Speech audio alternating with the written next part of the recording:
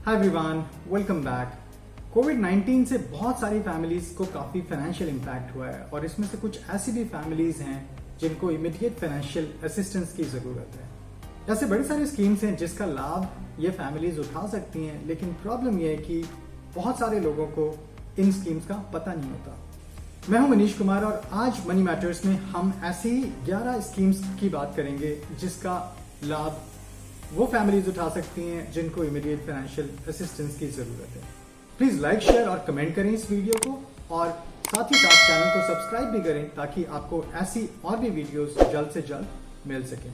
तो चलिए वीडियो में आगे बढ़ते हैं। सबसे पहला और सबसे आसान तरीका ये है कि आप अपने आसपास में देखें और आइडेंटिफाई करें किसी एक ऐसी नीडी फैमिली को जिनको इमीडिएट फाइनेंशियल असिस्टेंस की जरूरत है और आप जिस भी तरीके से असिस्ट करना चाहें आप उनको असिस्ट कर सकते हैं। दूसरा तरीका है क्राउड सोर्सिंग प्लेटफॉर्म्स को यूज करने का, जिसमें आप जनरल लोगों से ये अपील करते हैं कि किसी भी एक नीडी फैमिली को फाइनेंशियल असिस्टेंस प्रोवाइड करने के लिए वो कॉन्ट्रीब्यूशंस दें। ऐसी ही एक कैंपेन को मैंने भी सपोर्ट किया था लास्ट मंथ, जब मेरे एक फ्रेंड की डेथ हो गई थी लास्ट मंथ, और हमने एक कैंपेन रन करी ताकि हमारे फ्रेंड की फैमिली को फाइनेंशियल असिस्टेंस मिल पाए।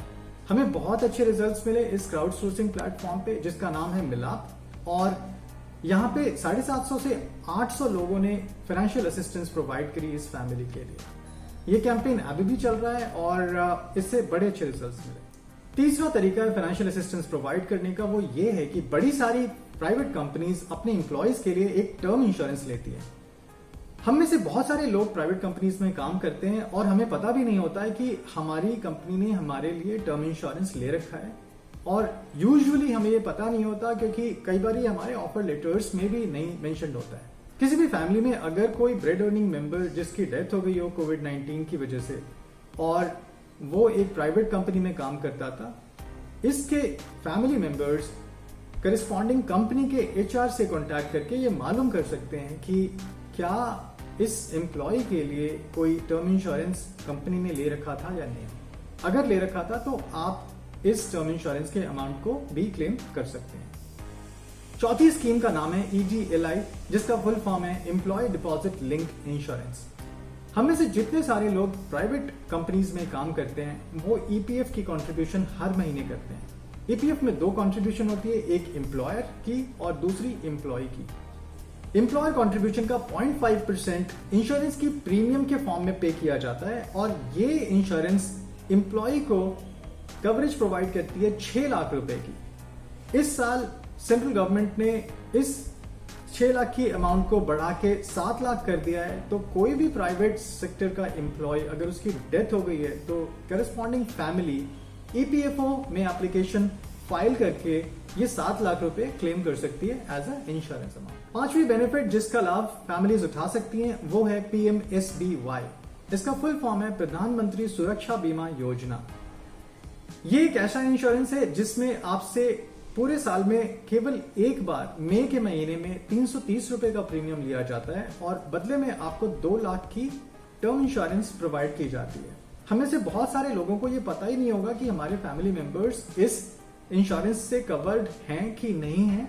इसको मालूम करने का सबसे आसान तरीका है आप अपने सभी बैंक अकाउंट्स की स्टेटमेंट निकालें पिछले 1 साल की, और आपको मई के महीने के सारे ट्रांजैक्शंस देखने हैं। अगर आपको मई के महीने में कोई भी ट्रांजैक्शन दिखती है जो 330 रुपए की डेबिट की ट्रांजैक्शन है, तो आप ये समझ जाएं कि ये ट्रांजैक्शन इसी इंश्योरेंस की प्रीमियम को पे करने के लिए किया गया है। यूजुअली ऑटो डेबिट होता रहता है आपके अकाउंट से, तो आपको ये पता नहीं चलता, और दूसरा अमाउंट भी बहुत छोटा है तो भी शायद आप नोटिस नहीं करते कि ये ट्रांजैक्शन हुई किस वजह से है। तो आपने करना क्या है, अगर आपको ये ट्रांजैक्शन मिल जाती है जो मई के महीने में किसी भी बैंक अकाउंट में होगी, तो आपको अपने बैंक को अप्रोच करना है ये इंश्योरेंस के अमाउंट को क्लेम करने के लिए। बैंक के कर्मचारी आपको प्रॉपर गाइड कर देंगे कि आपको ये अमाउंट क्लेम करने के लिए क्या करना पड़ेगा। छठी बेनिफिट PM केयर्स फंड की तरफ से अवेलेबल है और इस स्कीम का लाभ वो बच्चे उठा सकते हैं जो ऑर्फन हो गए हैं कोविड-19 की वजह से। इस स्कीम में जो सबसे पहली बेनिफिट है वो ये है कि 18 साल की उम्र तक इन सभी बच्चों को जो कोविड-19 की वजह से ऑर्फन हो गए उनको 5 लाख की मेडिकल इंश्योरेंस प्रोवाइड की जाएगी। इस स्कीम में दूसरी बेनिफिट उन बच्चों के लिए जो 10 साल से कम उम्र के हैं। इनके लिए गवर्नमेंट ने एक स्कीम अनाउंस करी है कि उनको नजदीकी केंद्रीय विद्यालय में दाखिला मिलेगा और उनकी स्टेशनरी और यूनिफॉर्म का खर्चा गवर्नमेंट उठाएगी। वो बच्चे जो 11 से 18 साल के हैं उनको गवर्नमेंट के बोर्डिंग स्कूल्स जो सैनिक स्कूल या नवोदय विद्यालय के नाम से जाने जाते हैं वहां पे एडमिशन का प्रोविजन है और इन बच्चों की एजुकेशन फ्री होगी उन स्कूल्स में, प्लस उनको स्टेशनरी और यूनिफॉर्म भी प्रोवाइड किया जाए। जब ये बच्चे 18 साल के हो जाएंगे तो गवर्नमेंट इनके नाम पे एक 10 लाख रुपए का एफडी करेगी और इसी एफडी से उनको एक स्टाइपेंड मिलता रहेगा अगले 5 साल तक, जिसको ये बच्चे यूज कर सकते हैं अपनी हायर स्टडीज को कंप्लीट करने के लिए। 23 इयर्स की एज में ये एफडी लिक्विडेट करके सारे बेनिफिट्स इन्हीं बच्चों को वापस मिल जाएंगे। सातवीं बेनिफिट अवेलेबल है ईएसआईसी के फॉर्म में। ईएसआईसी का फुल फॉर्म है एम्प्लॉय स्टेट इंश्योरेंस कॉर्पोरेशन। वो लोग जिनकी मंथली इनकम 21,000 रुपए से कम है वो इस स्कीम का बेनिफिट उठा सकते हैं। इस स्कीम के तहत फैमिलीज अगले 3 साल तक एक मंथली पेंशन क्लेम कर सकती हैं और इस मंथली फैमिली पेंशन का अमाउंट होगा पिछली 12 महीने की एवरेज सैलरी इंटू 90%। आठवीं बेनिफिट अवेलेबल है उन लोगों के लिए जिनके पास जनधन योजना के तहत अकाउंट खुले थे।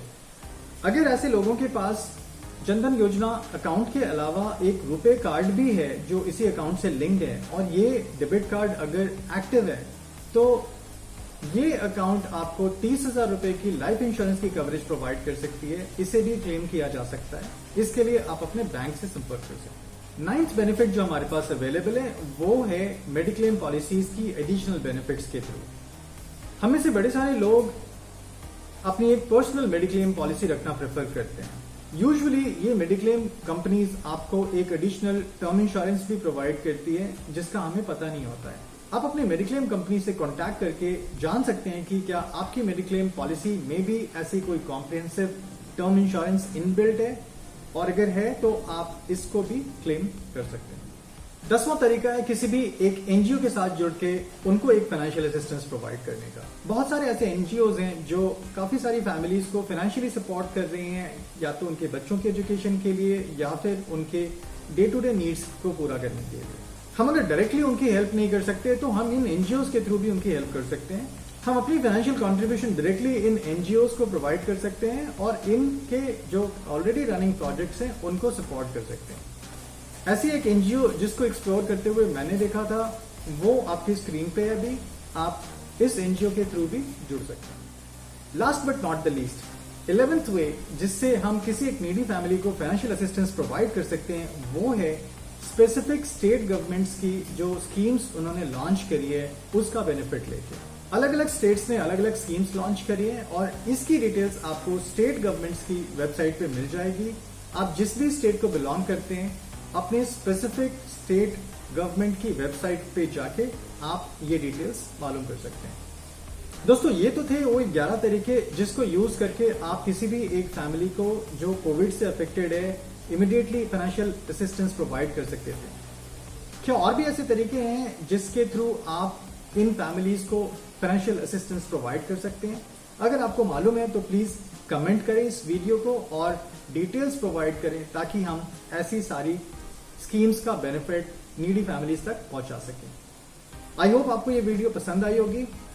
ऐसे किसी टॉपिक पे बात करते हुए फिर मिलेंगे। बाय।